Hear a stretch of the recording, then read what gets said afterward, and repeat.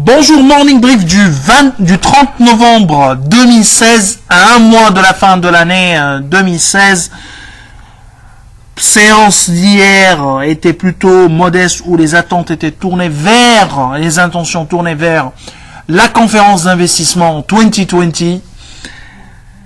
Et donc le marché a terminé la séance sur une légère baisse de 0,02% dans une journée essentiellement qui a été marquée effectivement par le lancement de la conférence internationale de l'investissement.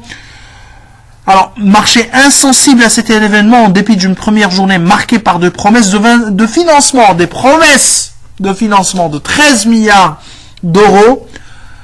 On le dit, on le répète pour l'énième fois, entre l'annonce et le fait, il y a un monde. Le volume des transactions continue à être modeste et a dépassé de peu 3,8 millions de dinars. La meilleure performance a été alignée par l'ASTB plus 2,9% et Sotrapil plus 2,8%. Côté baisse, UADH moins 2,8% et Servicom moins 2,3%.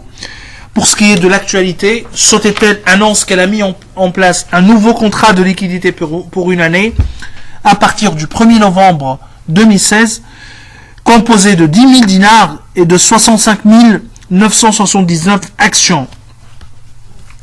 Structure assez unique, vu le niveau de liquidité mis en place dans le cadre de ce contrat de liquidité. Il est rappelé que le contrat de liquidité des actions de Sotetel était initialement composé de 17 000 actions et de 277 000 dinars. Alors, nous avons également deux nouveaux emprunts, c'est Hiram qui fera le commentaire de qui commentera ces emprunts subordonnés. Donc je cède la parole à Hiram. Donc le premier emprunt subordonné émis par l'UIB d'un montant minimum de 60 millions de dinars est susceptible d'être porté à 75 millions de dinars. Le taux d'intérêt est de 7,4% ou TMM plus 2 ou 7,5 pour la maturité de 5 ans ou de TMM plus 2,1 pour la maturité de 7 ans. C'est un emprunt qui n'est pas noté et également pas garanti. Le deuxième concerne Tunisie Leasing, subordonné également, mais sur des montants de 15 millions de dinars, susceptibles d'être portés à 20 millions de dinars.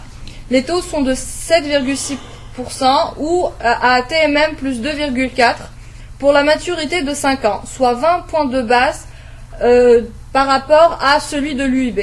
Et de 7,85% sur 7 ans, soit 35 points de base plus élevés que l'UIB. Notons que l'emprunt est noté BB+, au 11 novembre 2016, alors que la note long terme de la compagnie était de triple B+, attribuée le 24 mars de la même année. Cette dégradation reflète la situation difficile du secteur tunisien, de leasing tunisien, et son incapacité à tenir le coup face à la hausse des taux de refinancement. Notons premièrement que ces emprunts ne sont pas éligibles à notre Tier 1. En second, nous sommes positifs sur Tunisie Leasing avec un potentiel de 23,3% pour un objectif de cours de 22,3 dinars.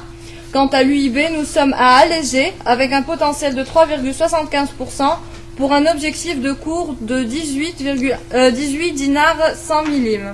Je recède la parole à Khaïs pour un commentaire final. Alors, juste pour terminer, avec le Trésor qui annonce une adjudication des bons de Trésor à court terme d'une valeur de 10 millions de dinars avec le 6 décembre comme date de règlement. Pareil, le Trésor compte lever 300 millions de dinars dans les mêmes conditions de la dernière opération d'échange. Ça, c'est également pour l'adjudication du mois de décembre. Alors, revenons à Tunisia 2020. Telnet a signé avec Airbus Safran Launchers un protocole d'accord pour développer une filière spatiale autour des microsatellites en Tunisie.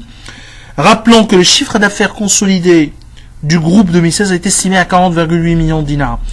D'où un impact important, quoique nous n'avons pas trop de détails pour savoir la ventilation de chiffre d'affaires, la méthode de consolidation de cette nouvelle filière et donc la remontée des bénéfices. On n'a pas encore des détails, mais ce qui est sûr, c'est une autre bonne nouvelle pour Telnet. où on est positif sur le titre avec un potentiel de 14,8%